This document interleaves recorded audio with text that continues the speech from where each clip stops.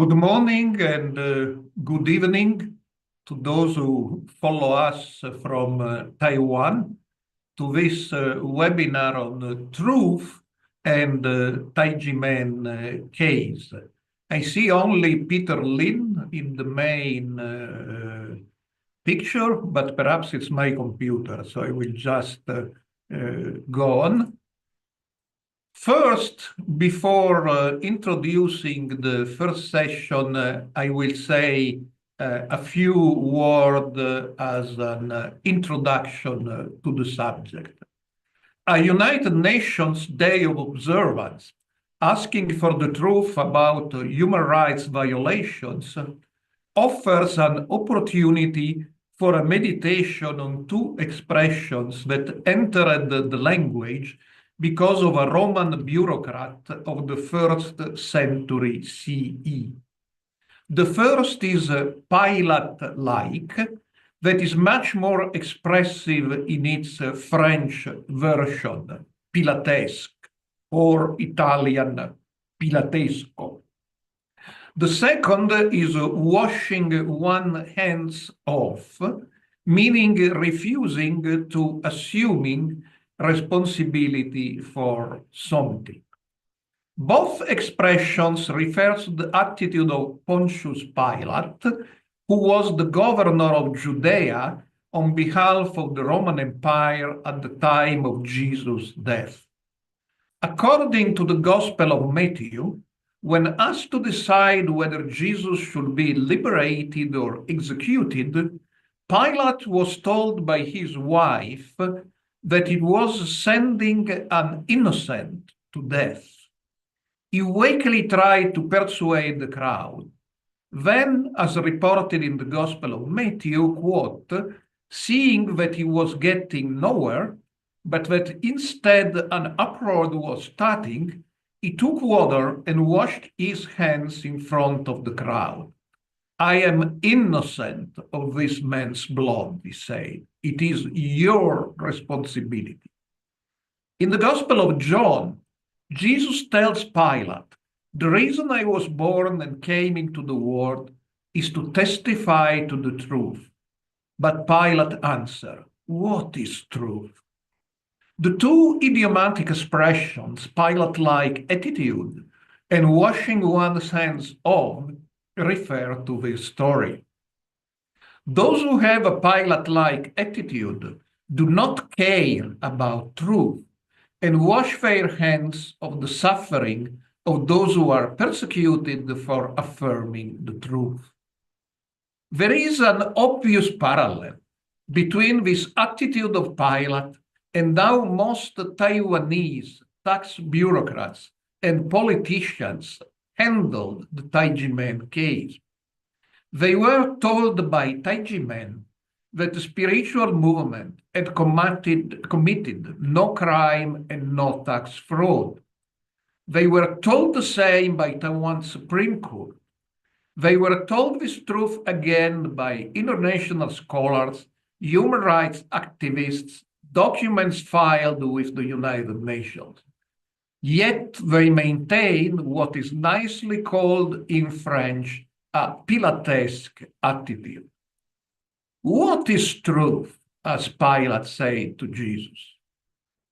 Truth for these Taiwanese bureaucrats and politicians is what suits their careers, their comfort, their bonuses, the requests of a prosecutor who repeatedly violated the law, the media hungry for sensational stories, no matter how slanderous and false they were. They did not care for the suffering of Taijimen's Shifu or grandmaster and Dizi or disciples. They washed their hands of the truth and the suffering and went on with a fabricated case. Yet perhaps not all is lost. The early Christians, and much more their medieval counterparts, notwithstanding the Roman persecutions, respecting the Roman Empire and its solid legal structure. Eventually, medieval Christianity and what we still call the European or Western civilization emerged as a synthesis of Greek philosophy, Roman law, and Jewish and Christian spirituality, with the addition of the Anglo-Germanic sense of community. These Christians could not believe that Pilate, the legitimate representative of Roman authority, was totally evil. Christians called apocryphal scriptures books that are not simply false.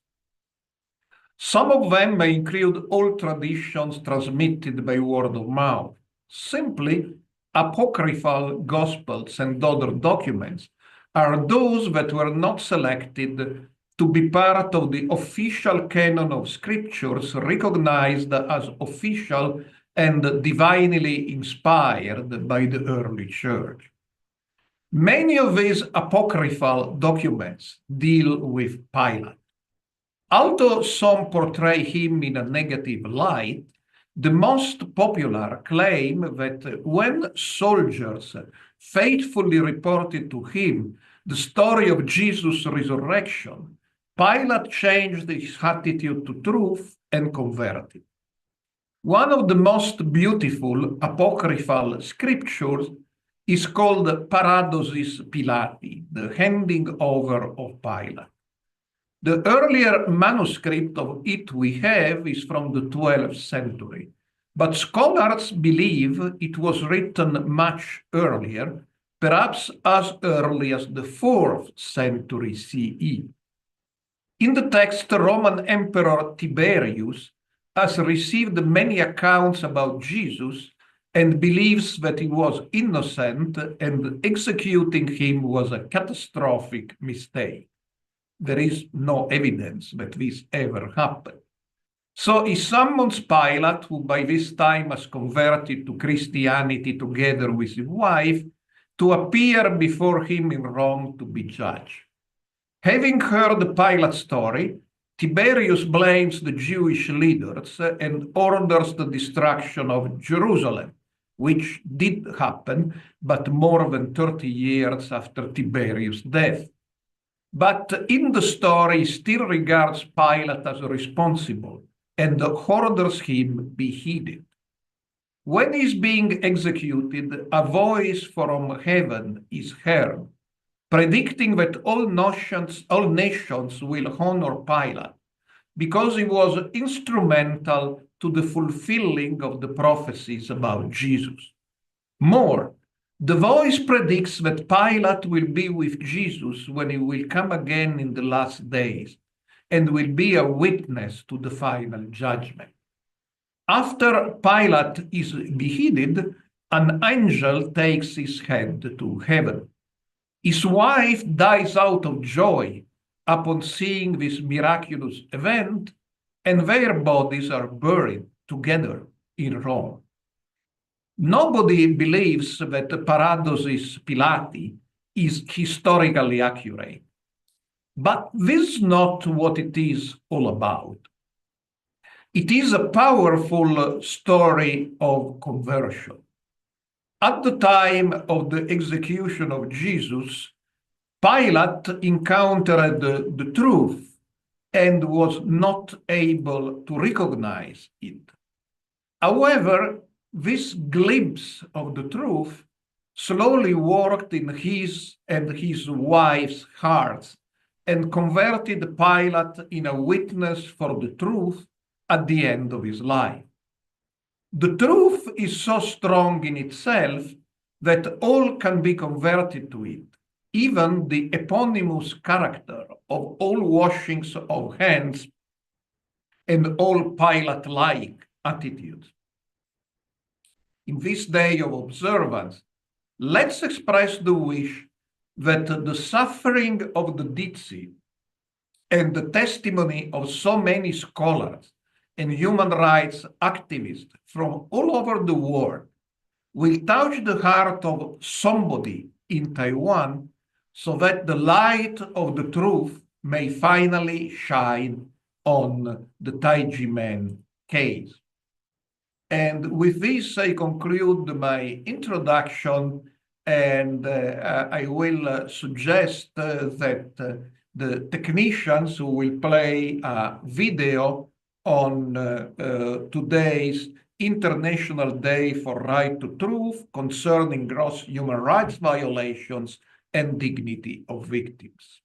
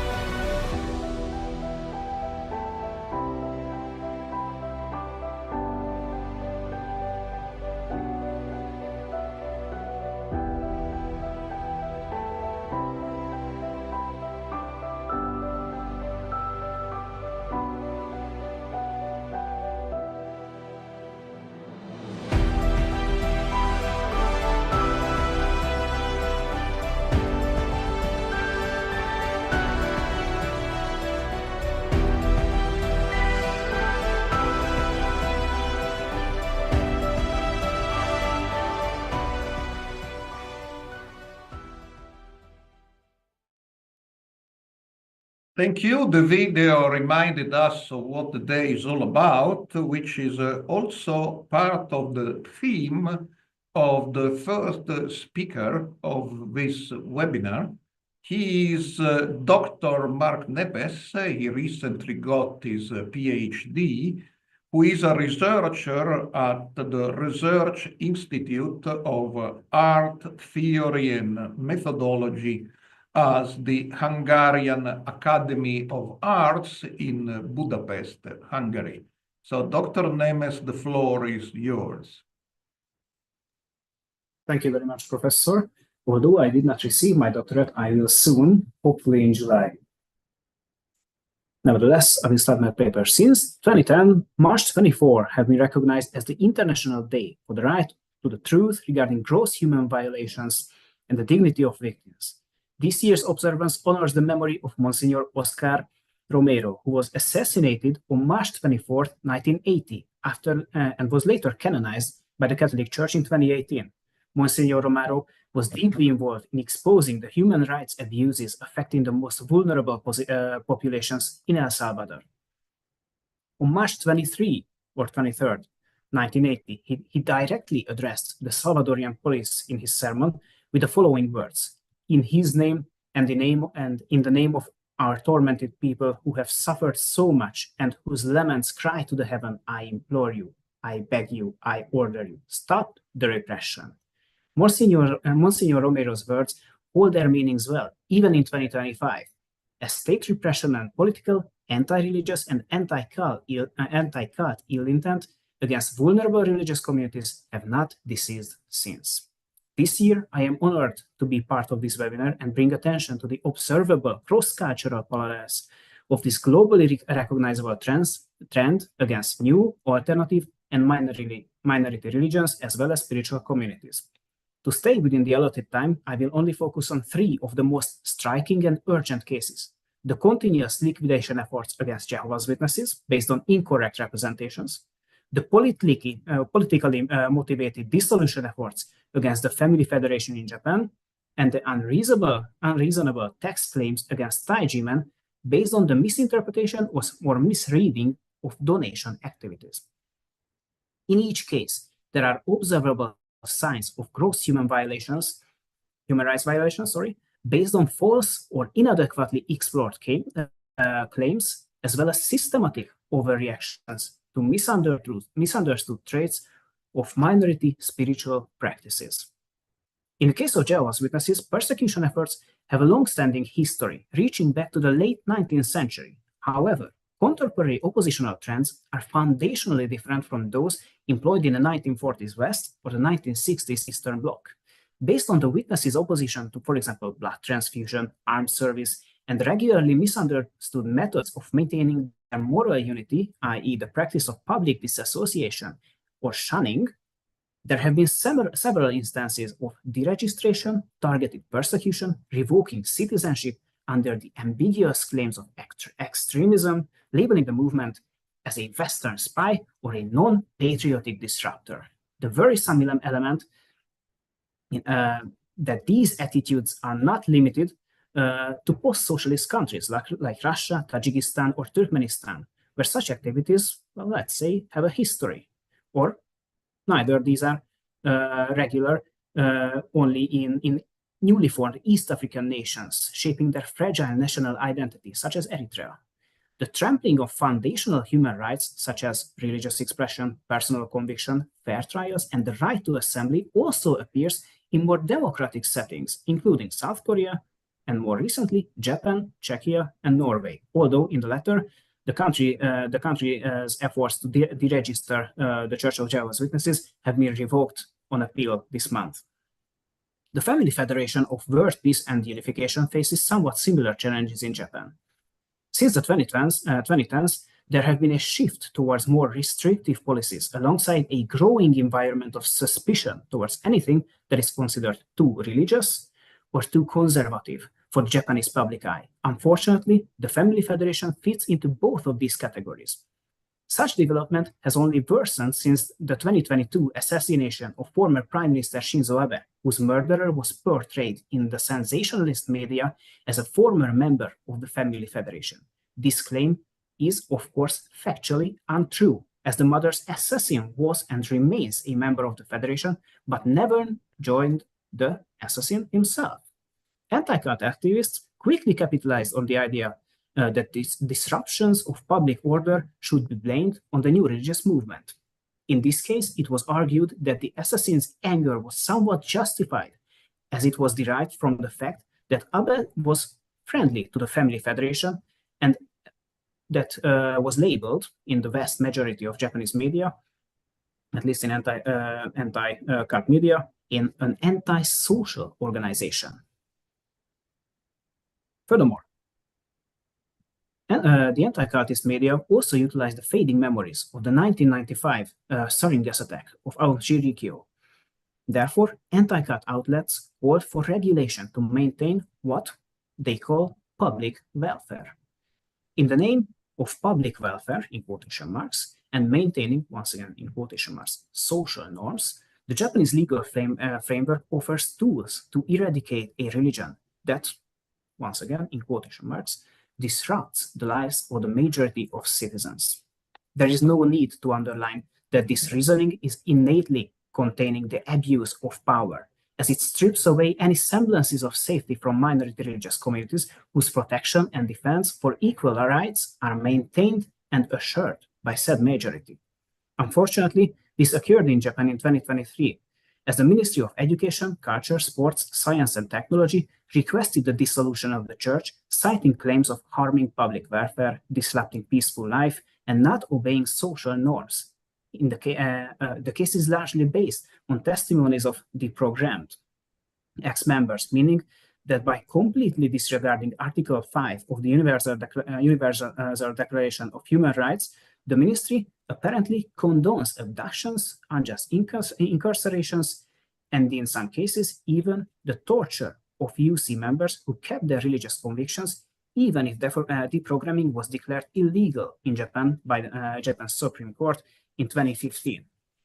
The Taijiman case fits into this cross-cultural trend somewhat, and in some respect could be seen or could be considered as an earlier and more-sided example to state harassment against minority, spiritual, and religious movements, utilizing political pressure, followed by bureaucratic loopholes, fabricated tax claims. The Taiwanese state has shown total disregard for the spiritual dimension of donation practices, the master-disciple relations, and the material necessities for Qigong and self-cultivation in a supposedly democratic settings. And this cannot be considered either rational or maintainable by any means. Arbitrarily seizing property, which is considered sacred land for the dizzy, and a necessary source for the spiritual activities constitutes a severe violation of Article 12 and 17 of the Universal Declaration of Human Rights, as well as Article 18, as it effectively prevents the dizzy from practicing their spiritual path.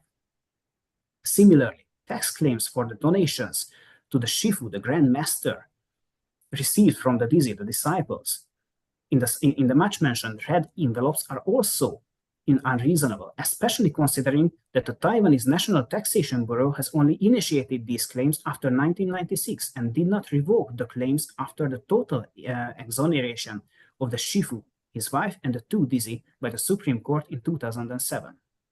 This verdict also implicitly reaffirmed the tax-free status of these donations by emphasizing that the Taijimen defendants had never committed tax evasion, and this decision, well, nevertheless, this decision is still entirely disregarded by the mentioned bureau.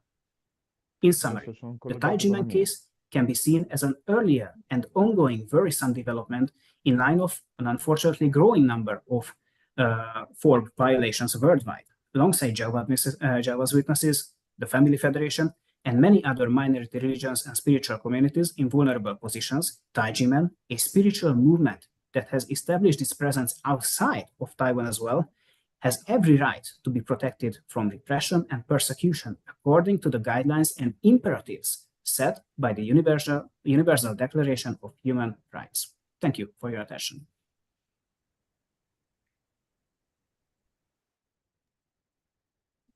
Thank you, Mark Nemes. And now we pass to the second speaker of this first session, Davide Amore, whom we know very well as a supporter of Taijimen. He is an Italian historian, lecturer in Sicily, member of the Italian Historical Association, and also serves as imam in a local mosque and secretary of the Islamic Association, As-Salam. So he will present an Islamic point of view on the theme of this day. So Davide, the floor is yours. Okay, good evening, everybody. Good afternoon, wherever you are connected from, and thanks again for having me here once again. In Islam, truth, haq in Arabic, is not merely a moral virtue. It is a divine command deeply embedded in the ethical legal foundation of Islamic teachings. The Quran repeatedly emphasizes the duty to uphold truth and justice even when it is inconvenient or goes against one's own interests. One of the most powerful verses regarding to that is contained in Surah An-Nisa 4:135, which underscores the Islamic obligation to uphold truth even in difficult circumstances. The Prophet Muhammad itself also reinforced this principle, teaching that silence in the face of injustice is a betrayal of moral responsibility. The issue of truth and justice is not only a theoretical concept, but a pressing reality in today's world. Around the globe, countless individuals and communities continue to suffer from the denial of truth regarding historical and ongoing injustices. A contemporary example is the Taijimen case, which illustrates how legal and governmental injustice can persist for decades, causing prolonged suffering and violating fundamental human rights. The struggle of Taijimen for justice reflects a broader global issue. When authorities manipulate or suppress the truth, the dignity of victims is eroded and society as a whole suffers. Truth, haq, and justice, adl, are among the most emphasized principles in Islam, forming the foundation of a just and moral society. Unlike mere philosophical ideas, these principles are presented in the Quran as divine obligations inseparable from faith and ethical governance. The Islamic worldview asserts that truth is not relative or negotiable. It is a sacred trust that must be upheld in personal conduct, judicial matters, and governance. And there are many examples that we can quote from the Quran and the Hadith of the Prophet, peace be upon him.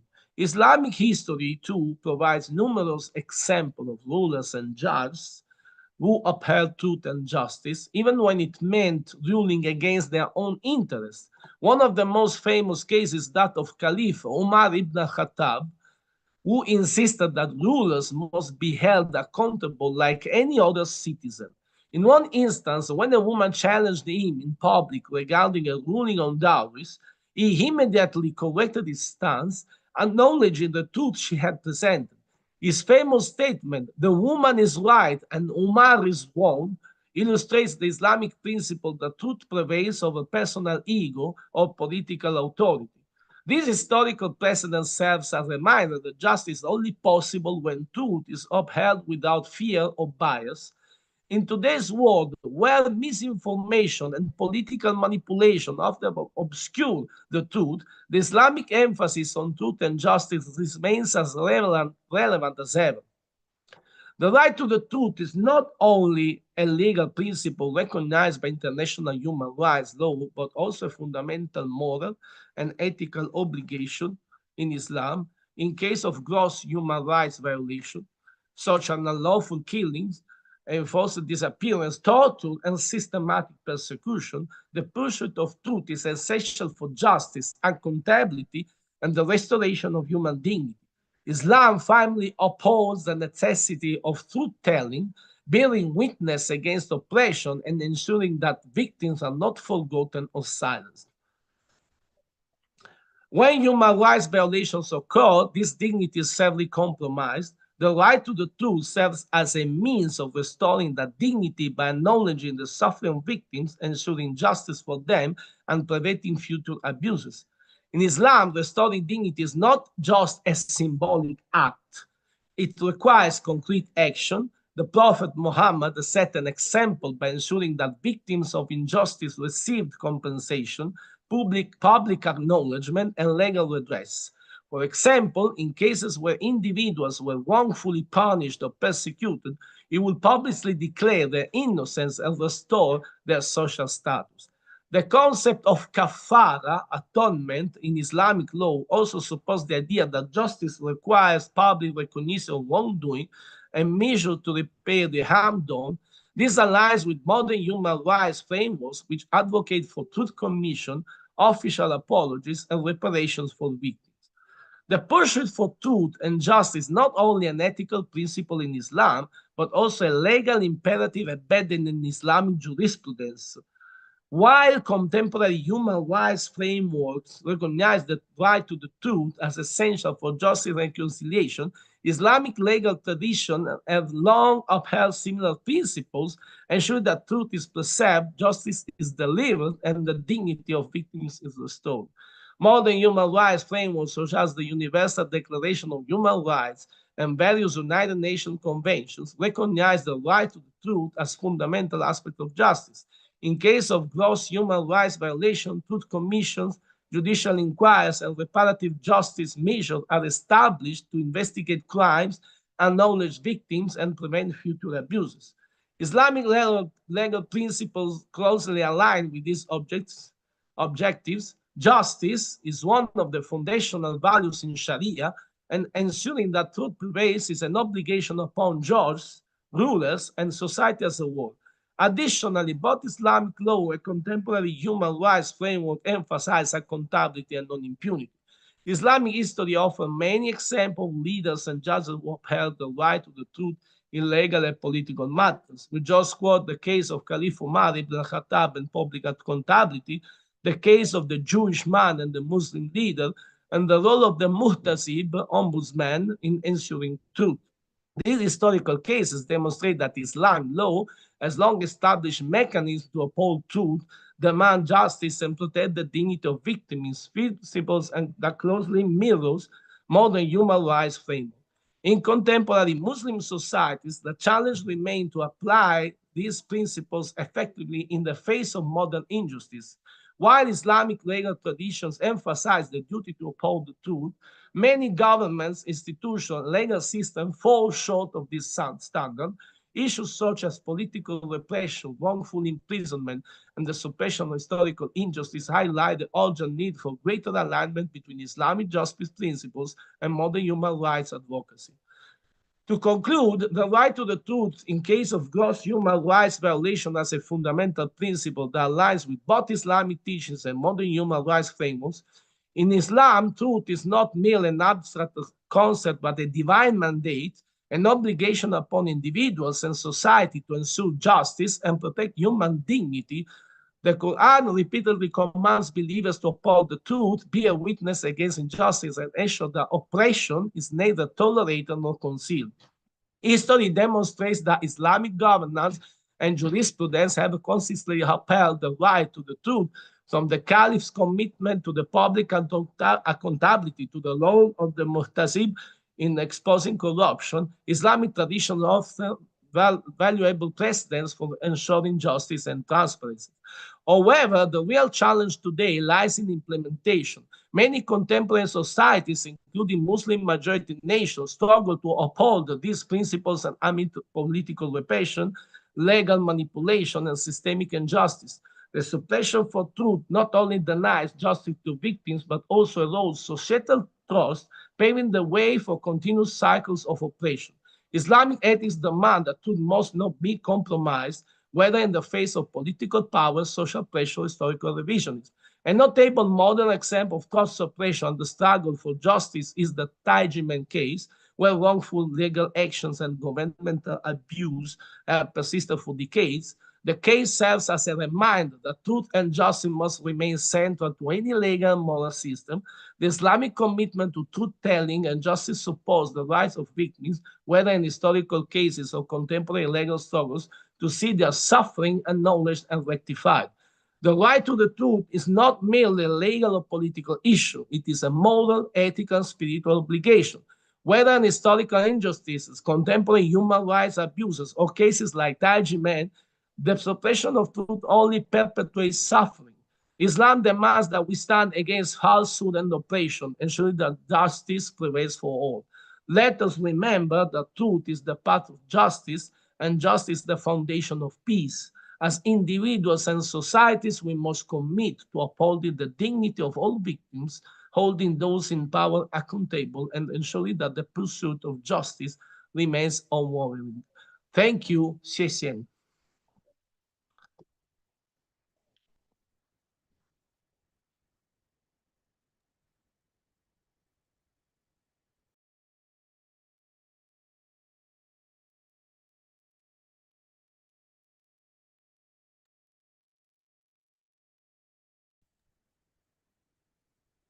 Professor, I think you are muted.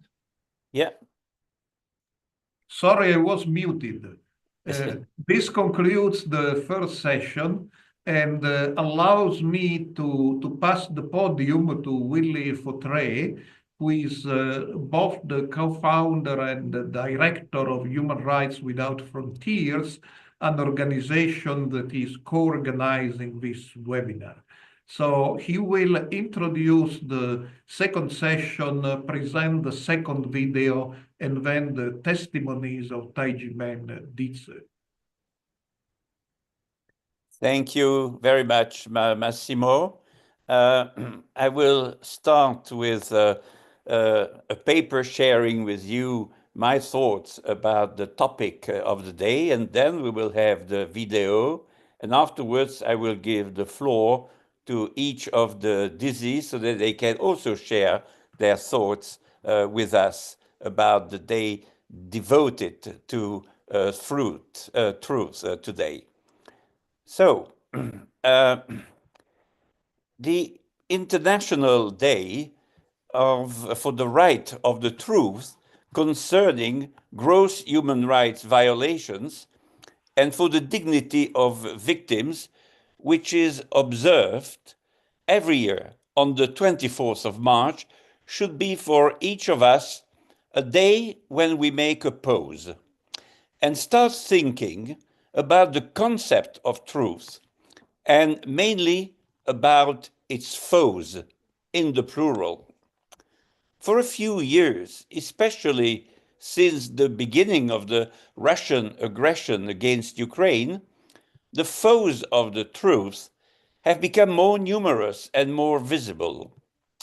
The foes of the truth wear all sorts of masks: political propaganda, false promises of publicity, the judicial truth, not to be confused with justice, lies, lies by omission, half-lies, small lies, concealment of the truth, omerta, half-truth, post-truth, fake news, trolls, etc. Some say that there are several truths, and even that there are as many truths as there are narratives. Truth is not neutral. Truth is not objective. Truth is a myth. Truth is an unattainable mirage, etc. This is what we hear and read more and more. The most recent phase of the enemy of truth is the so-called post-truth, as if there have never been any truth with a capital T. The term post-truth has become a concept in the discourse of the 21st century, particularly in the realms of politics, media, social media, and society.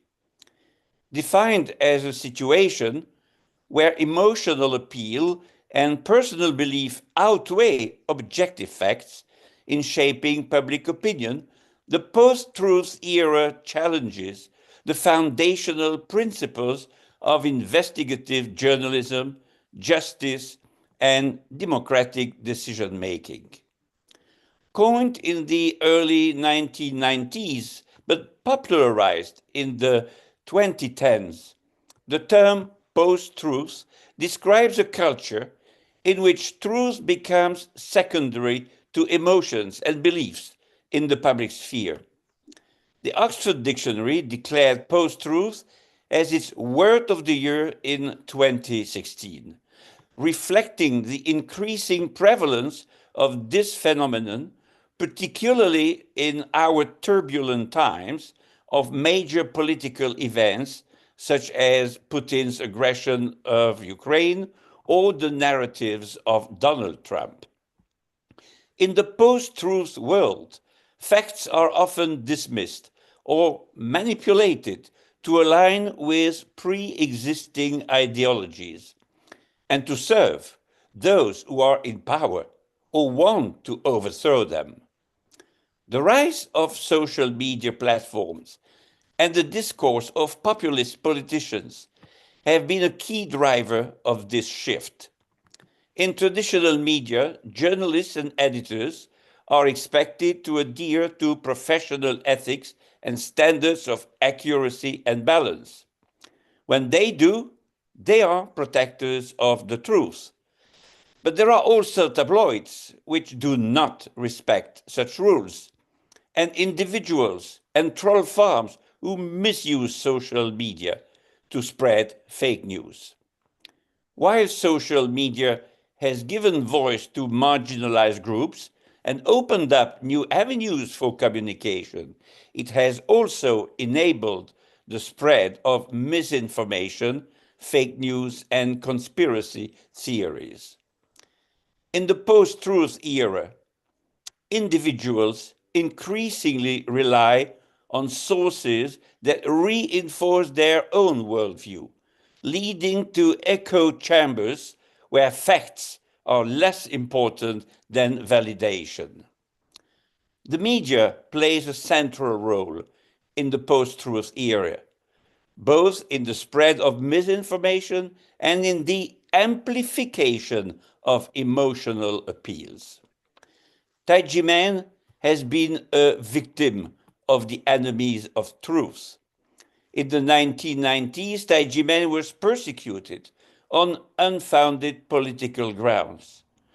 In their case, a prosecutor lied and forced other people to lie, but he has never been prosecuted. Media outlets have spread false accusations allegedly committed by Taijimen, as if they had been true criminal activities. A judicial truth was finally reached in their case, but it was not justice. Dr. Hong has always told the truth about Taijimen's abiding by the tax laws, including when he was put in prison in awful conditions. He never lied, and he never compromised concerning the truth of the facts. Truth is indeed based on verifiable facts that can be checked, not on feelings or emotions. It's worth fighting for truth, whatever the topic, and suffering in silence is such a combat for it.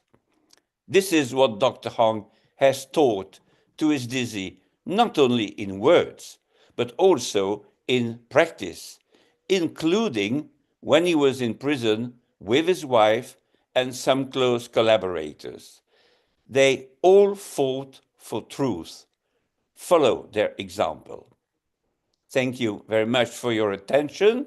And now we will watch a video entitled The Injustice and Divine Retribution of Zhu Qing's Case. Tax and Law Story Series, The Injustice and Divine Retribution of Zhu Qing's Case.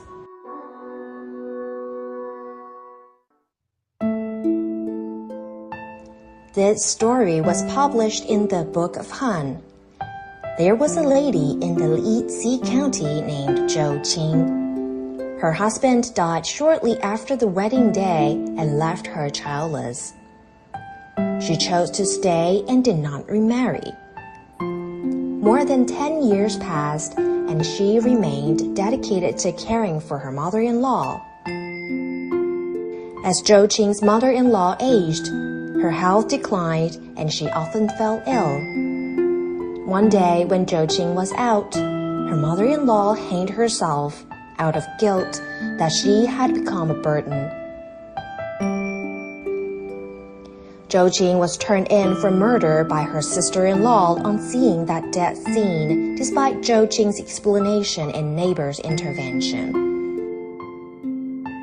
Zhu Qing, then tortured by orders of the magistrate, despite the attending advisor's call for a proper investigation and reminder about Zhu Qing's reputation as a dutiful and devoted daughter-in-law. In the end, Zhu Qing could not endure the torture. She gave up on defending herself and admitted to the crime.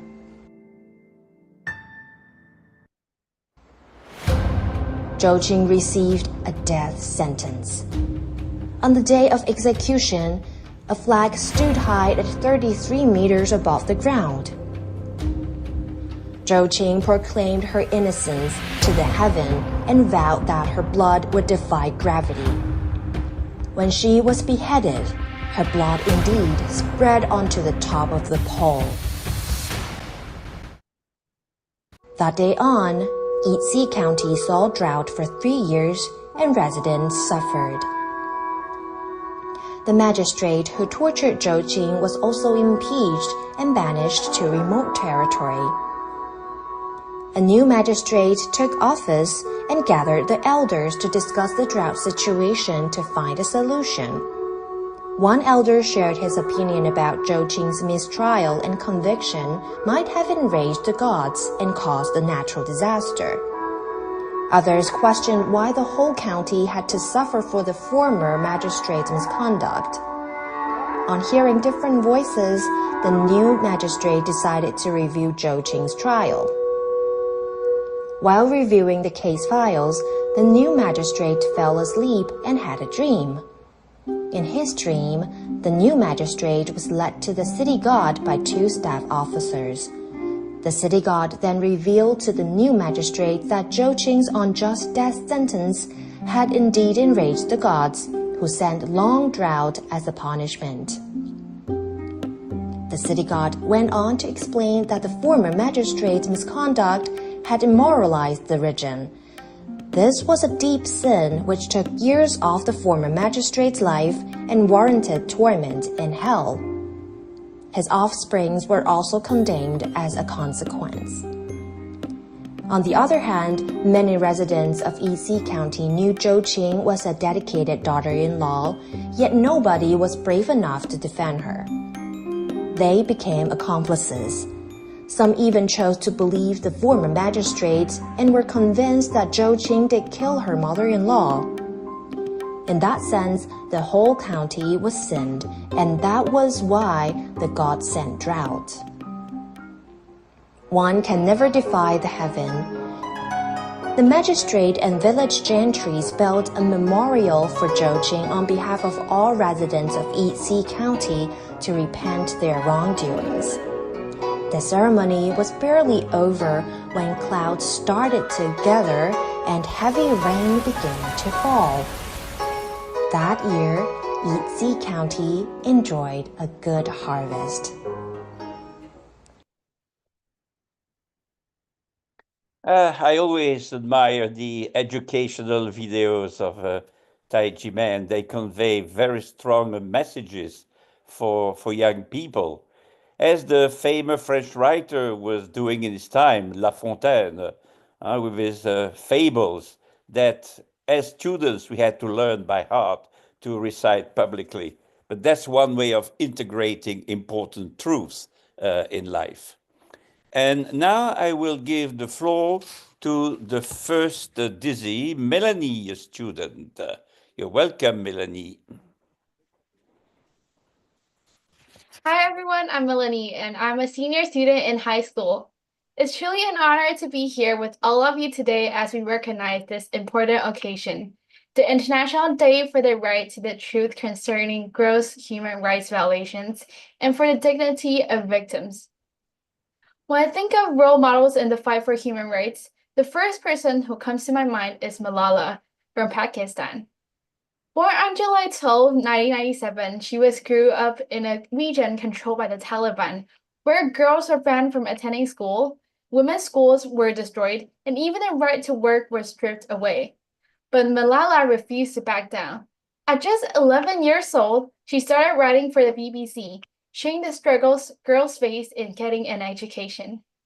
She and her father protested, gave speeches, and stood up for every child's right to learn. In 2012, while riding a school bus, Malala was shot by the Taliban and left in critical condition, but she survived. And instead of backing away, she became even more determined to fight for the girls' education. In 2012, at just 17 years old, she became the youngest person ever to receive the Nobel Peace Prize. Her courage and perseverance proved that no matter our age, gender, or background, we all have the power to make a change. I'm a Taiji Men Dizi, and I grew up in Taiji Men. 4 generations of my family come to Taiji Men, and we are all in a part of this big family. Even though I'm the only child, but I never feel lonely, it's because I have so many brothers and sisters here who support and guide me through challenges. At Taiji Men, I don't just practice Qigong, I also learn important life principles and wisdom of yin and yang from my sifu. These lessons help me distinguish right from wrong, truth from falsehood. I always keep a positive mindset, greet others with a smile, and bring joy to my family and friends. And when I face challenges, I can stay calm, clear my mind, and carefully think through solutions. At just 8 years old, I had the opportunity to serve as an international volunteer for the An Era of Conscience movement, alongside my sifu and fellow Dizi, even without my parents accompanying me. So from Southern California to Northern California, we engage in cultural exchanges, using our voices to share the message of love and peace with foreign friends.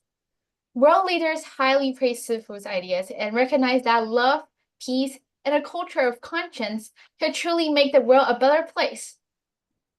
But unfortunately, human rights violations aren't just an issue in other countries. Even in Taiwan, a place I truly love, there have been serious cases of human rights abuse. The Taijiman case began in 1996, and by 2007, the Supreme Court ruled that Taijiman was not guilty, owed no tax, and had not violated any tax laws. Even the Ministry of Education confirmed that Taijiman was not a cram school and that the tax bills were completely wrong. So these officials had no right to keep imposing illegal taxes or auctioning off Taijiman's property. Even children know that mistakes should be corrected immediately. So why do these officials refuse to take responsibility and right their wrongdoings? We've gathered multiple times at Kitagalan Boulevard, urging government officials to cancel these illegal tax bills and stop the unlawful auctions. Whether it was sunny or rainy, we stayed there all day, hoping they would come forward and address our concerns. But in the end, they never showed up. Instead, they went ahead of the illegal auction and even took the land as state property. It's truly disappointing to see such disregard for justice.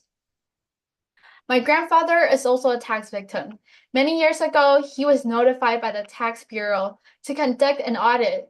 He took the account book to the Tax Bureau, but he unexpectedly received a tax bill that was 10 times larger than before. After understanding, the people in charge lost the account book and levied a tax on the same industry as the processing industry. However, for more than 20 years, my grandpa's company has been legally filing tax returns using the trading industry standard. Afterward, the people in charge admitted his mistakes, and the manager also recognized the truth. Even after admitting their mistake, the section chief still refused to correct the tax bill, saying that the country has no money, and the tax bill won't change as soon as it is done. Otherwise, you can file a complaint. Moreover, my grandpa coordinated with accountants to communicate with the manager of the tax bureau many times. However, they said, if you come again, I'll check your tax for 5 years. Many persuaded him to stop struggling. At that time, before having an administrative appeal, people had to pay half of the tax bill or provide security first to avoid the fate of assets being enforced in Taiwan. My grandpa was very brave to have an administrative appeal for 5 years. But finally, he lost. His company was seized, and even the delivery truck was impounded. This left him unable to continue his business, so he was forced to pay a tax bill that was 10 times more than the correct one in interest. In the end, he was so angry that he had a stroke. But later on, because of practicing Qigong at Taijiman, he was able to regain his health and happiness. But despite this, he has passed away without ever receiving justice or being cleared of his name. Later, I checked the information on the internet and found out that the tax litigation in Taiwan is also very outrageous, with 95% of the people losing. Even if the people finally win the case, most of the administrative court judges are reluctant to find the facts and make a final judgment. Returning to the Tax Bureau is another appropriate punishment. The Tax Bureau reissues a new tax bill, and by adding and subtracting the tax amount to return the case to the original point. Therefore, winning is not a real win. Administrative relief is repeated over and over again, forming a tax bill that has never ended. Isn't a government supposed to protect the rights of these people? How could such an absurd situation happen? These events have made me feel deeply sorry for the government. And I think that the government should listen to the voices of the people and immediately correct its mistakes, giving justice back to the victims.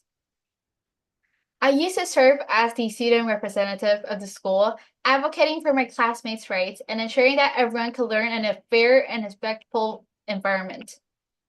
As students, We all know that if you break the rules, we have to take responsibility. But why is it that corrupt officials can do whatever they want, abusing their power, imposing unfair taxes, and tearing families apart without facing any consequences? Should we simply sit back and accept such injustice? So we cannot remain silent. We must stand up, speak out for our rights, and fight for legal and tax reforms.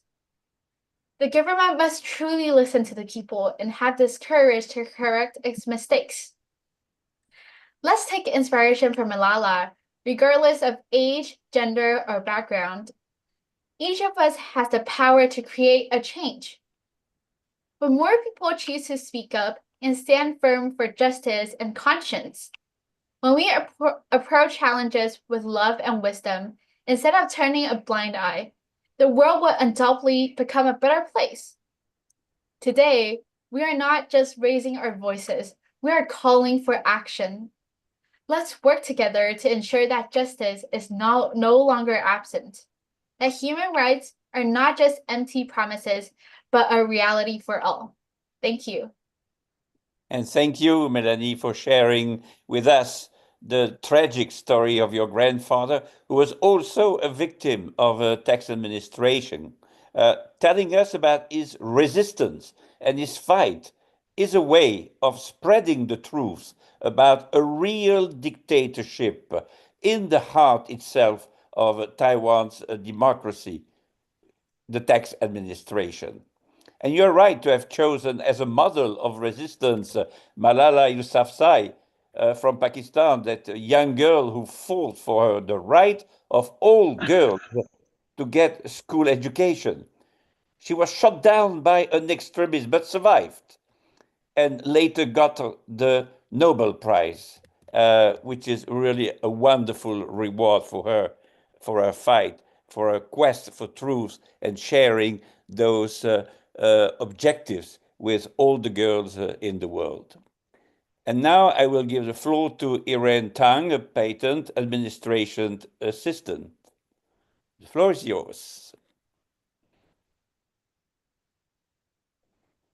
Thank you. Hello, everyone. I'm Irene, and it's an honor to be here with all of you today to focus on this highly significant occasion, the International Day for the Right to the Truth concerning gross human rights violations and for the dignity of victims. And this is not only a moment of commemoration, but also an important opportunity for us to contrast history and pursue the justice and truth. And historians often say history doesn't repeat itself, but it often repeats them. This reminds us that the tragedies of human rights violations have never truly disappeared. They have simply taken on new forms, from the wars and ethnic cleansings of the past to the political persecution happening today, as well as the privacy and surveillance issue arising from technological advancements. The unequal distribution of power leaves many victims unable to speak out for themselves. And recently, I had the opportunity to read about The Night by Ellen Wilson, a Holocaust survivor and the recipient of the 1986 Nobel Peace Prize. And this book recounts his experiences during the Holocaust, where he was imprisoned in multiple concentration camps. Through his personal narrative, I deeply felt the cruelty of the Holocaust and the evil of humanity. At the same time, it made me realize the profound sense of helplessness people feel when they are trapped in suffering and despair. As is calling to heaven and earth bring no response.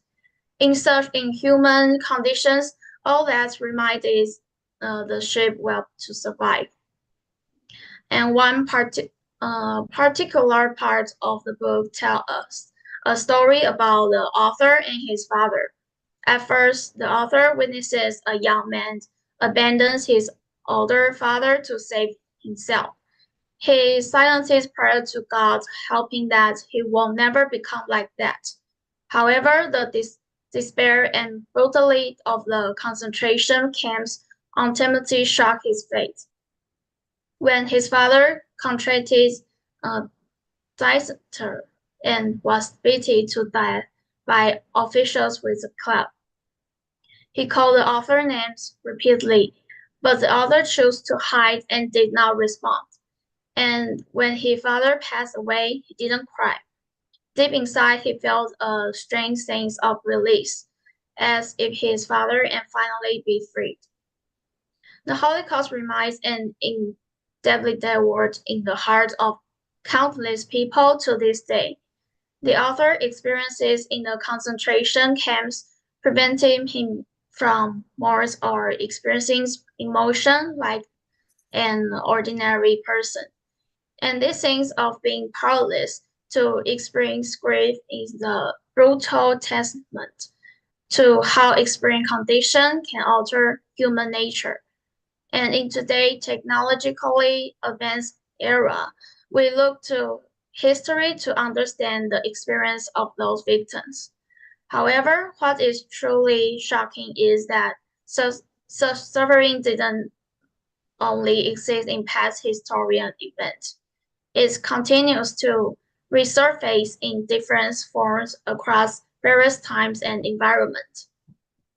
And since I was young, my whole family practicing Qigong in Taiji-men. As a child, I felt truly blessed and guided by my 师父 and 师母, and accompanied by our 师兄师姐 as I grew up.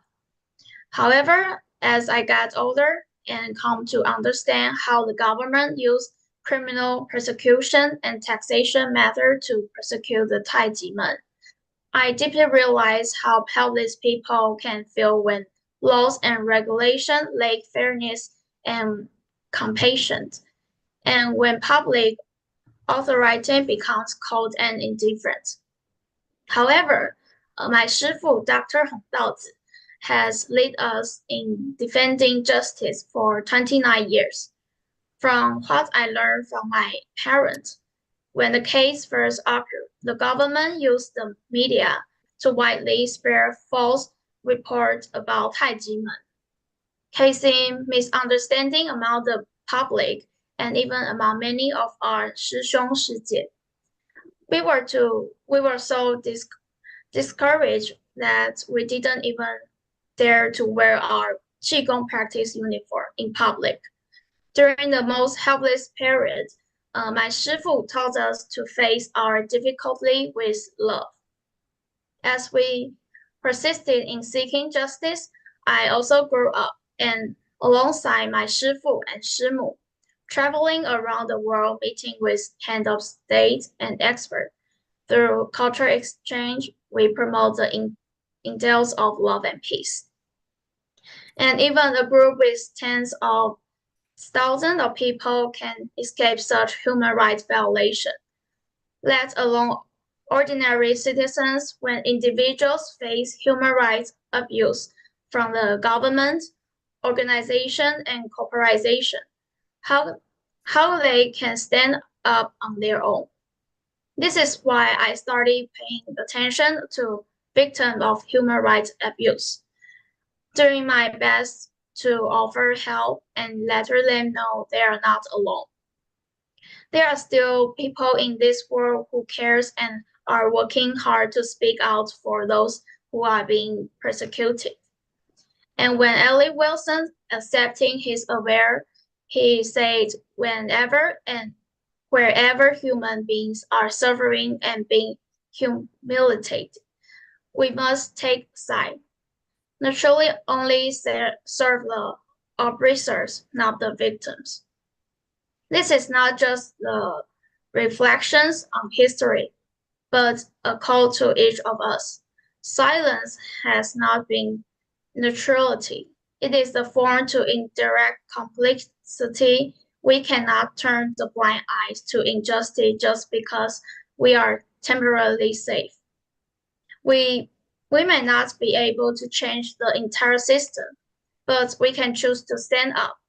Every voice, every voice, every actions, and matter how small, can become the force for change. I believe that only when more people are willing to pay attention and extend a helping hand can the world move toward a more just and peaceful direction. Thank you. And thank you, Aaron, for starting your testimony with Elie Wiesel, a Holocaust survivor and another Peace Nobel laureate. This is also a good model to follow. The first testimonies about the systematic liquidation of the Jews by the Nazis during the Second World War were not accepted as truthful at that time because it was beyond any human imagination. But the truth could finally come out when the concentration camps were released and opened. The truth about that genocide has now been part of our world heritage because that tragic truth has been transmitted from generation to generation, so that the famous motto, never again, becomes a reality. And the challenge for the DISI now is to do the same about the Taijiman's experience with the tax administration and to show the same feelings and sentiment of resistance to such unjust situations.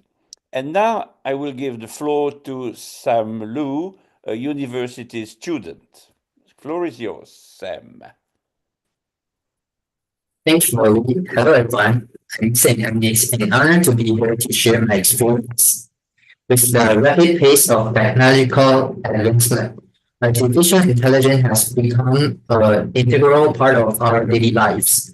While AI brings greater convenience and efficiency, it also raises serious human rights concerns, such as privacy violation, security threats, restriction on civil liberties, and algorithmic discriminations. These issues are not just hypothetical, they are already affecting people in real life. In the United States, for example, the police use an AI system called Cradle to predict crimes based on historical data.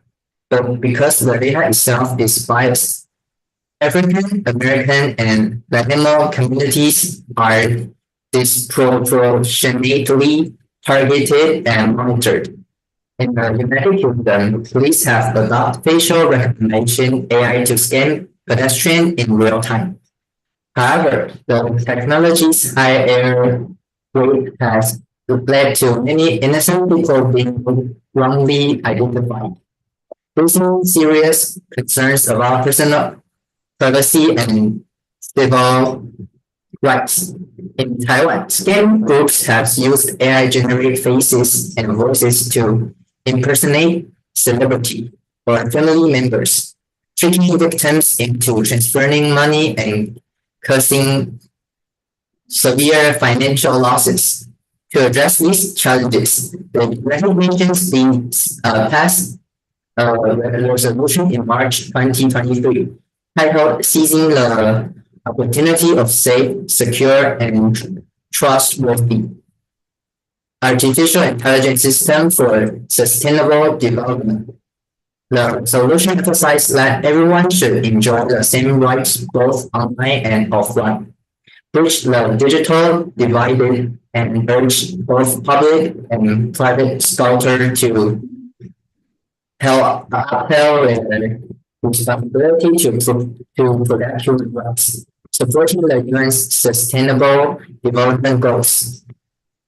In May, the European Union officially adopted the Artificial Intelligence Act, and enforcement of certain provisions began in this year, making a first step toward legally regulation AI. In Taiwan, the National Human Rights Commission held a forum in July 2024 on AI and human rights, encourage cross-sector dialogue on AI governance. That same month, a draft of the fundamental AI law was introduced, following 7 guiding principles: sustainable development, human autonomy, privacy, protection, cybersecurity and safety, transparency and explainability, fairness and non-discrimination, and accountability. These principles aim to establish a legal foundation for aligning AI development with human rights protection. However, technological advancement alone doesn't guarantee that everyone's rights will be protected. While we pay attention to the risks AI poses to human rights, we must not overlook another important truth. Even in democratic societies, citizens' basic rights can still be violated, whether due to the misuse of technology or the abuse of state power. Although Taiwan is actively aligning itself with international standards in both technology or human rights, there's still progress to be made. One of those internationally recognized examples is the Taichman 1219 human rights case, which remains unresolved after 29 years. The Taichman case is one of Taiwan's most widely known legal and tax-related human rights controversies. In 1996, prosecutors unlawfully indicted Taichman by fabricating evidence and using false witness. They also used the media to slander Taichman, spreading false accusations and damage its public image. After over a decade of legal proceedings, the Supreme Court ultimately ruled that Taichman was not guilty and had committed tax violations. Shockingly, despite these rulings, the National Taxation Bureau continued to issue illegal tax bills. In 2020, together with the Administrative Enforcement Agency, enforcement seized Taichman's sacred lands unlawfully, claiming it as a state property. This was a serious violation of both freedom of belief and property rights. More than 300 Taiwanese legislators, international scholars, and human rights organizations have voiced their support and urged the government to resolve this injustice. But the case remains unresolved to this day. A great example of state violence and continued human rights abuse under international scrutiny. As a teacher of Taichman, I've been taught by my Shifu to distinguish between truth and falsehood, right and wrong, good and bad. Only by understanding these things can we choose the right path. That is why over the years I've participated in the 1219 March on tackling speaking up for the human rights. Through this journey, I've come to realize that human rights aren't some distant, abstract idea. They're like the air. We breathe consistently around us and essential to life. Unfortunately, we often don't notice them until they are violated. The path to protecting human rights is long and filled with obstacles. At times, it can feel exhausting or discouraging. But only through perseverance can we drive social progress and achieve true justice and fairness. Today is the International Day for the Right to the Truth and for the Dignity of Victims. All over the world, many people are still suffering due to injustices, abuse of power, or legal injustice. Their voice must not to be ignored. Their rights must be protected. The Taiwan case is a living example that even in a democracy country, human rights violation can still occur. That is why we must not stay silent. We must continue to pay attention, speak up courageously, and fight for justice for all victims. Only by doing so can we prevent similar injustice in the future and make human rights a truly untouchable core value in our society. None of us are bystanders. The protection of human rights doesn't just concern the victims. It affects every single member of society. Silence today may lead to tragedy tomorrow. So let's stand up, speak to the truth, and define what is right. Most importantly, those in power must listen to the voice of people and take real action to restore dignity to the victims and upheld the rule of law and human rights. Thank you. And thank you, Sam, for addressing the topic of the day from the angle of artificial intelligence.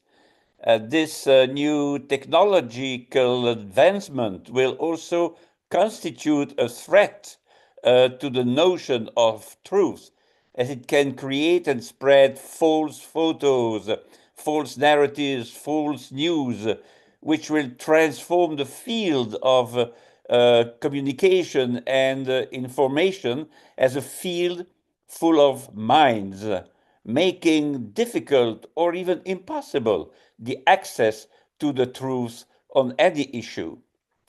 This weekend, I wanted to test Chat GPT with the story of the Taiji Man case. And I asked ChatGPT to write an article about the alleged tax evasion accusations against Taiji Man. First of all, the timeline was rather correct. But at the end of it, it was written, and I will quote this part, the case remains unsolved, with Taiji Man consistently asserting its innocence, full stop. There was no mention of the judgment of the Supreme Court by Taiji Man, saying that Taiji Man had been declared officially innocent, and the same with Dr. Hong, innocent of the charges of tax evasion. I think that you in general, people should not believe that Taiji Man will tell them the truth about anything, about anybody, about any event. And this big silence about the heart of the truth concerning Taiji Man case, I think is food for thought, and for your thoughts and our thoughts for all of us. Thank you again for addressing this issue from the angle of the artificial intelligence. And now I will give the floor to the next speaker, Cindy Wang, an IT consultant. We are in the same world again, the IT. The floor is yours. Thank you, Lily. Distinguished guests, scholars, and friends, good day. I'm Cindy, and today, March 24th, marks the International Day for the Right to the Truth concerning girls' human rights violations and for the dignity of victims. We gather here not just to reflect on history, but to confront a harsh reality. Human rights violations have not ended. They continue in our time. We often say history is a mirror. However, this mirror does more than reflect past mistakes. It challenges us to learn from them. But when human rights violations persist today, we must ask ourselves, have we truly learned from history? Looking back, we have witnessed many cases of injustice and persecution. The 20th century saw the Nazi hooligans take the lives of 6 million Jewish people, a tragic violation of human dignity. In more recent times, in 2023, Argentina faced mass protests due to an economic crisis. The government's forceful response led to arrest the hundreds of demonstrators. These events remind us that when power goes unchecked, human rights violation will continue. Persecution is not just history, it's happening today. The Thai Jimin case is a clear example of such injustice.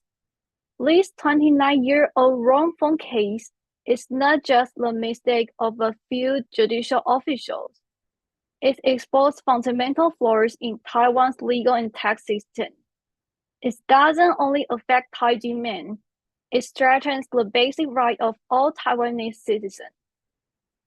I grew up in Thai Jimin, following my parents into Lee's ancient martial arts academy. Thai Jimin is dedicated to Qigong, cultural preservation, and international peace efforts.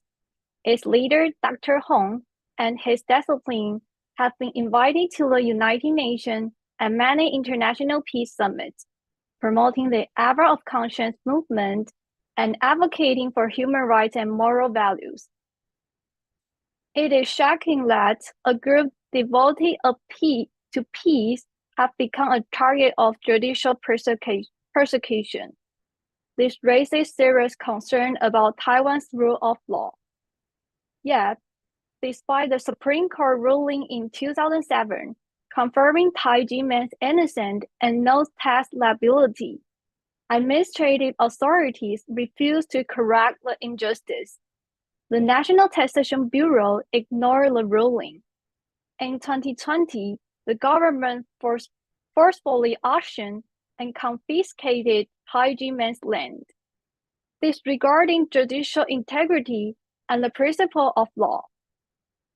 As a young person stepping into society, I have always believed that the law should protect its citizens. However, after witnessing the Thai Jimin case remain unresolved for 29 years, I question whether the legal system is still worthy of our trust. Today, I stand here not only to expose this injustice, but to call on everyone to speak up. We must let the world see this case and advocate for judicial and tax reform in Taiwan to ensure fairness for everyone. History can either be forgotten or remembered. Let us choose to remember and let the truth become the force for change. Thank you. Yeah, thank you, Cindy. I like your title, Unresolved Injustice, and not Unresolved Case, because it's much worse, injustice, the word to stress the reality of the case. So concerning the Thai Jimin, you said that today the victim is Thai Jimin, but tomorrow it could be any religious group or social movement or even ordinary citizen. If an institution of the government can arbitrarily persecute a legitimate organization, then nobody can guarantee that one day he or she will not be the next victim. Hence, the duty for you, Thai Jimin Dizzy, your duty is to fight not only for the truth for yourselves as victims, but also for others, for other potential victims in the future. Thank you again for your reflections. And I will now give the floor to the last speaker, Sarah Wang, a specialist of the business department of a shipping company. Sarah, the floor is yours. Okay, thank you, Willie. Hi, everyone. I'm glad to be here to share my experience. My name is Sarah. I've practiced Tai Jimen Qigong with my family since I was 5 years old. Tai Jimen is a big family where people take care of each other that I always consider here as another home. Tai Jimen always plays a very important role in my growth process. Not only do we practice Qigong, my Shifu, Dr. Hong, teaches me many life philosophies, which is to tell the right from wrong, true from false, and good from bad. These are the most essential values in personality education. from being a shy, non-talkative, and unsmiling person since childhood. With the encouragement of Taijiman's brothers and sisters, I gradually started to change and learned to break through my barriers. This transformation has made me different from my past, helped me succeed during my studies and career. And now I've been working in a shipping company for over 10 years. Due to the impact of the COVID-19 pandemic, shipping has become a widely recognized industry. During the pandemic, aside from the commonly discussed issues such as port congestion, shortage of vessel and container, and soaring freight rates, what left the deepest impression on me was the human rights challenge faced by seamen. Now let me briefly share with you. At that time, many countries implemented border lockdown to prevent the spread of the COVID-19 pandemic. Many ports imposed restrictions on crew changes, leaving approximately 300,000 seamen worldwide stranded on vessels beyond their contract periods, unable to take leave and return home. This also resulted in unemployment for seamen who were supposed to start working on board. Even for those who finally can go home, they first had to face quarantine lasting up to a month. Furthermore, ships are in closed environments, meaning that if one person becomes infected, the risk of other crew members contracting COVID-19 increases. Infected seamen cannot go ashore for proper medical treatment and are forced to isolate and self-medicate while awaiting recovery. Normally, seamen have to stay on board, unable to set foot on land for over a year, like being in prison. The above situation put physical and mental pressure on seamen, leading to health issues that not only endanger the protection of human rights at sea, but also pose potential threat to maritime safety.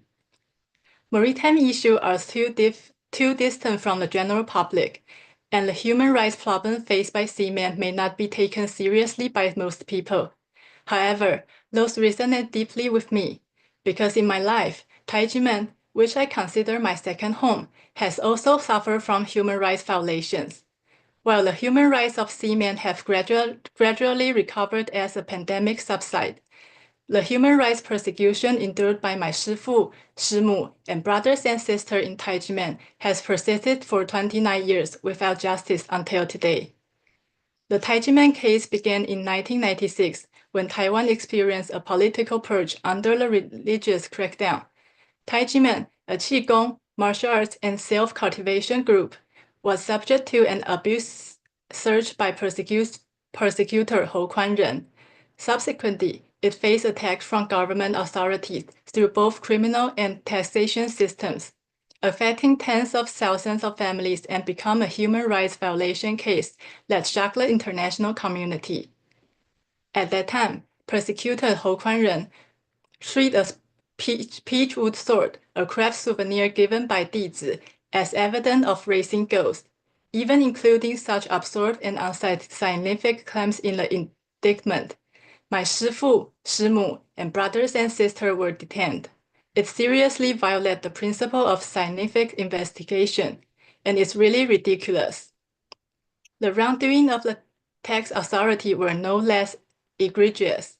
After 10 years and 3 months of judicial investigation and trial, on July 13, 2007, the Supreme Court affirming Taijiman's innocence with a final verdict of not guilty and no tax evasions. However, the National Taxation Bureau refused to comply with the court ruling and continued to issue illegal tax bills, and even illegally auctioned off Taijiman's land. Can the power of National Taxation Bureau override the power of Supreme Court? Even though we have been suffering from human rights persecution through state violence for 29 years, my 师父, Dr. Hong, has consistently told us the importance of conscience. With unwavering determination, my 师父 has led Dizi to take real action to help reforming this ailing judicial and tax system, promoting world peace with love and conscience. Under the leadership of Dr. Hong, until today, Taijiman has visited 113 countries, self-funding to promoting cultural exchange and spread a culture of love, peace, and conscience, inviting world leaders to ring the bell of world peace and love, and make a wish to strive for global harmony. This symbolic act plants the seed of conscience in their hearts, inspiring them to carry out action of kindness when returning to their countries and positively influence those around them. Because we deeply understand the importance of conscience and love, today we must speak out about the human rights violation which Taijimen has suffered. We must take a stand and call for the importance of human rights. In the world we live, human rights violations occur frequently, but many of them have not been taken seriously. Taijimen has used their own suffering to expose the injustice within the judicial and tax systems. We have also actively participated in global human rights advocacy conference, seeking advice from international experts and engaging with experts in Taiwan. We hope to improve Taiwan's democracy and legal system, enhance freedom of belief and human rights. More importantly, government officials should act with conscience and duty, upholding respect of human rights and administrating according to the law, so that people can live in safety and without fear, and ensure there are no more victims of state violence from human rights. Finally, I'd like to share with everyone. To me, Taijimen is a warm home that nurtures my physical and mental health. That's my recharging station of busy life. To our nation, Taijimen is a citizen diplomat promoting cultural heritage. And to the world, Taijimen is a practitioner of love and peace. I'm deeply grateful to all the friends who have supported us along the way. Let us unite with love and conscience, gather the strength of fairness and justice, and pray for the world. I hope that all human rights incidents will be taken seriously and resolved in a reasonable manner. Thank you. And thank you, Sarah, for reconnecting the topic of the day, the truth, with the teachings of Dr. Hong about the necessity for the dizzy to distinguish between what is right or wrong, true or false, and good or bad in thought and in action in daily life, because that nurtures your physical, spiritual, and mental health, you old disease. And reconnecting as well with my introduction, in which I stressed the importance of traveling for sharing a message of truth, peace, and love with people with another culture, other traditions, other language. You recall that as the end of January 2025, 611 individuals from 156 countries have rung the bell, including 76 heads of state and government leaders, 50 Nobel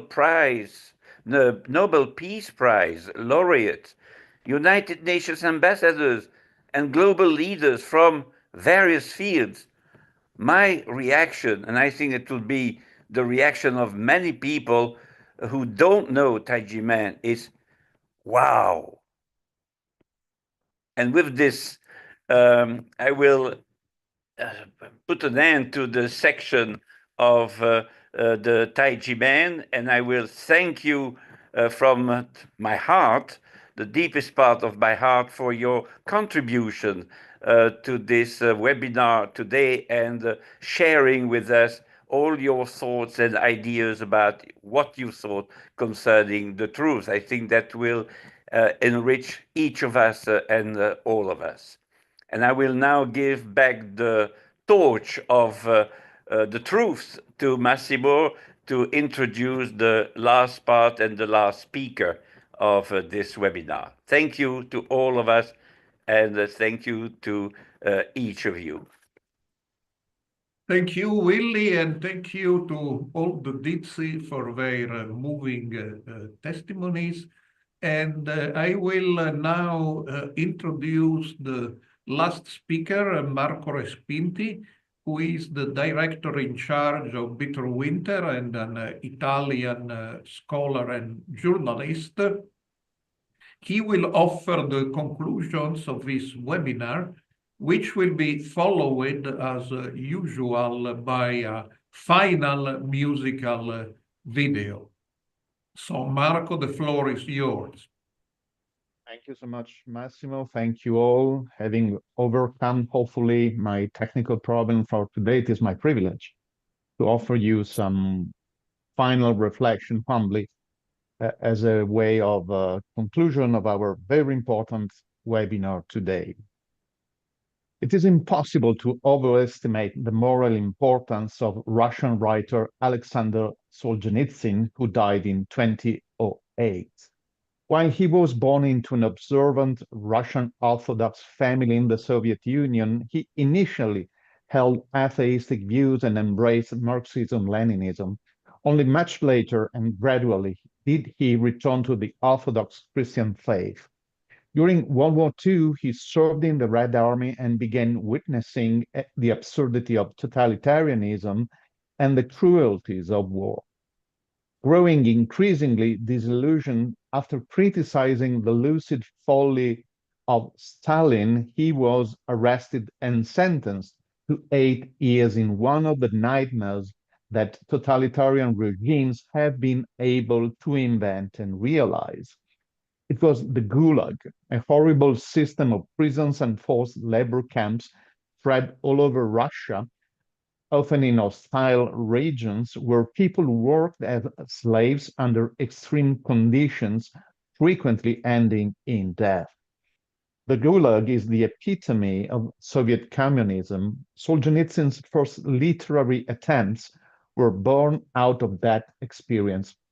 The most famous and terrifying of these is the Gulag archipelago.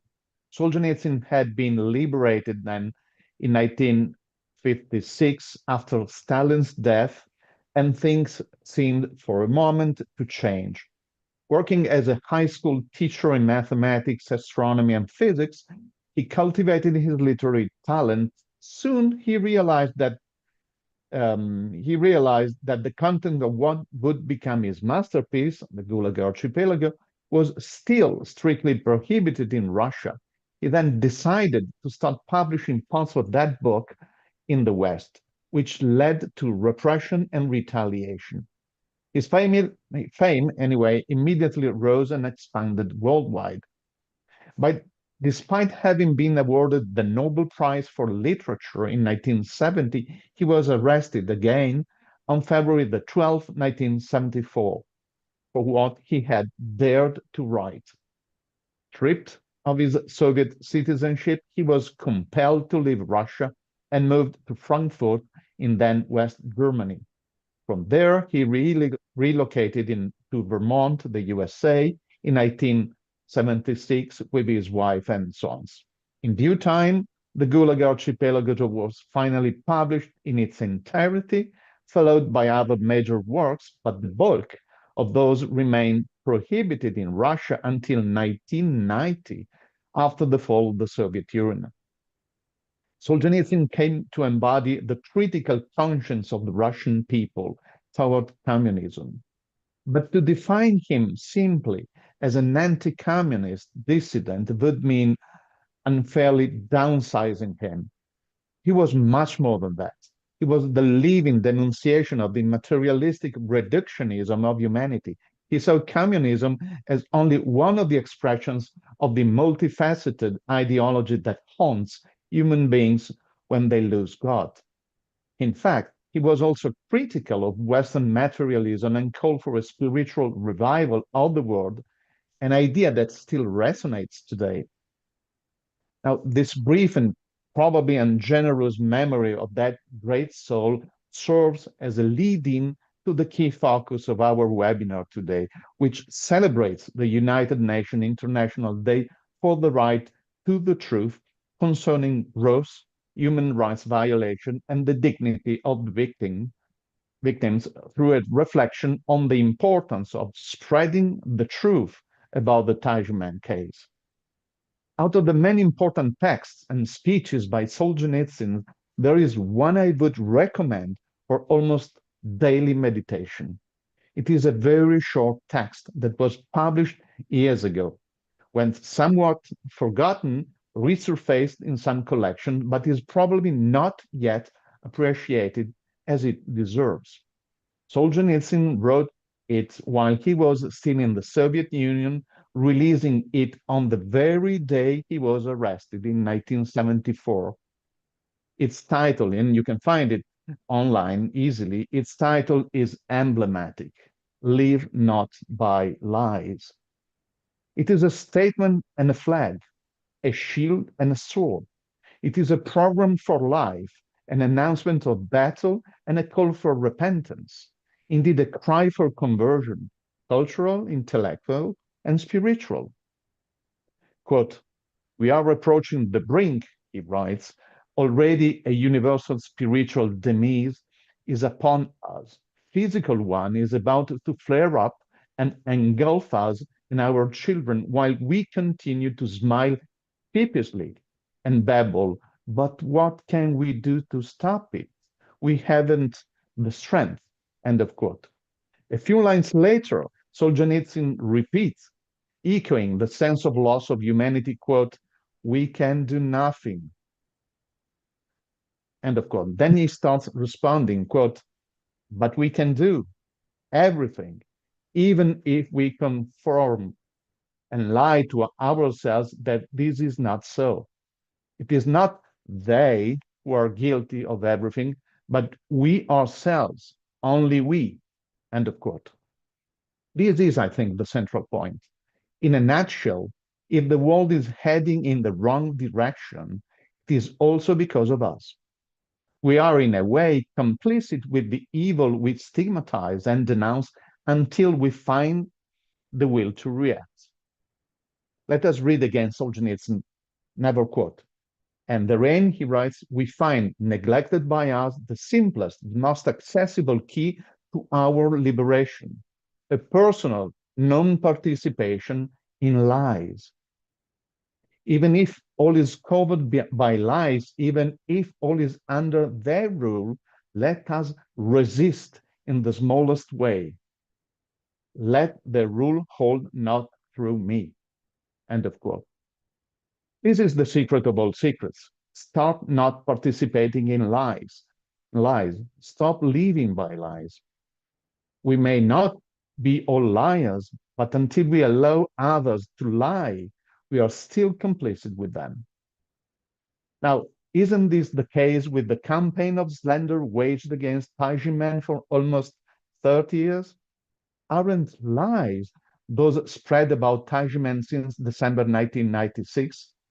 Aren't lies those uttered by those who disregard a large number of rulings by courts of law, including the Supreme Court of the Republic of China in Taiwan? Aren't lies those repeated by bureaucrats who astonishingly continue to ignore the truth, facts, and evidence, and by politicians who turn a blind eye? Aren't lies those told by people who choose not to see or hear, by the media content with the status quo, and by commentators who prefer an easy life? Of course they are lies. The only thing in this case that is not a lie, but a hard piece of truth, is the suffering of Taiji men Shifu or Grandmaster and Zizi, disciples, the continuous harassment they endure, the imprisonments, violence, and psychological pain they were subjected to, and the nationalization of their property. Should we forgive this inversion of lies and truth? Of course, no, never. Not in the case of Taiji men, not in the case of any other fabricated claim, not in the face of any ideological crime or fake news, not for anything. We must all stop believing lies and pardoning liars. Solzhenitsyn tells us this even today from the other world. We should not live by lies. The core of this series of webinars on the Taiji men case is nothing other than this basic, uncompromising, and robust statement. Let's all then learn and repeat the commandments that that great Russian writer left for all who do not want to live by lies. One who would not live by lies, he wrote, quote, "would not write, sign, nor publish in any way a single line distorting so far as he can see the truth, will not utter such a line in private or in public conversation, not read it from a crib sheet, nor speak it in the role of educator, canvasser, teacher, actor, will not in painting, sculpture, photograph, technology, or music depict, support, or broadcast a single false thought, a single distortion of the truth as he discerns it, will not cite in writing or speech a single guiding quote for gratification, insurance, for his success at work, unless he fully shares the cited thought and believes that it fits the context precisely, will not be forced to a demonstration or a rally if it runs counter to his desire and his will not take up and raise a banner or slogan in which he does not fully believe, will not raise a hand in vote for a proposal which he does not sincerely support, will not vote openly in secret ballot for a candidate whom he deems dubious or unworthy, will not be impelled to a meeting where a forced and distorted discussion is expected to take place, will not once walk out from a session, meeting, lecture, play, or film as soon as he hears the speaker utter a lie, ideological drivel, or shameless propaganda, will not subscribe to, not buy in retail, a newspaper or journal that distorts or hides the underlying facts. End of quote. Again, this was 1974 Soviet Russia, but we can clearly adapt it to our day-to-day and to the Tajuman case. The day of liberation for lies has begun if we just let it begin in our hearts and minds. This is why we stand for Tajuman. Thank you. This is my thoughts for some conclusion. And of course, we now will see all together the third and last video for today. Thank you.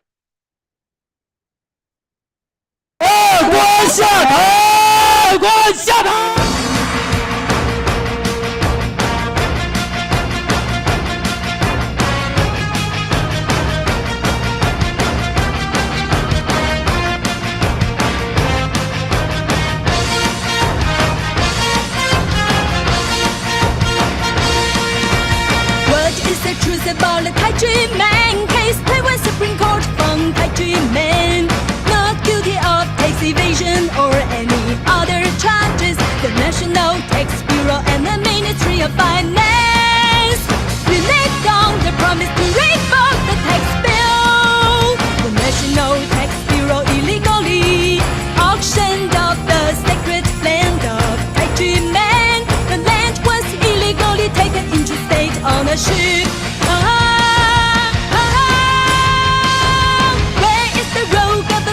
Officials' conscience, where are justice and human rights? What is the truth about the Tajuman case? Taiwan Supreme Court found Tajuman guilty of tax evasion or any other charges. The National Tax Bureau and the Ministry of Finance reneged on their promise to revoke the tax bill. The National Tax Bureau illegally auctioned off the sacred land of Tajuman. The land was illegally taken into state ownership.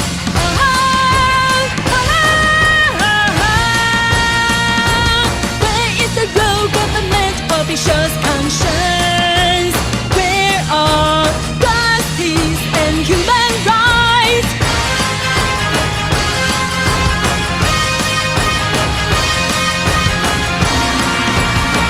Is the truth about the Tajuman case? Taiwan Supreme Court found Tajuman guilty of tax evasion or any other charges.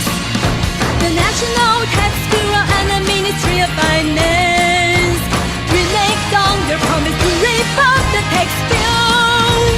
The National Tax Bureau illegally auctioned off the sacred land of Tajuman. The land was illegally taken into state ownership.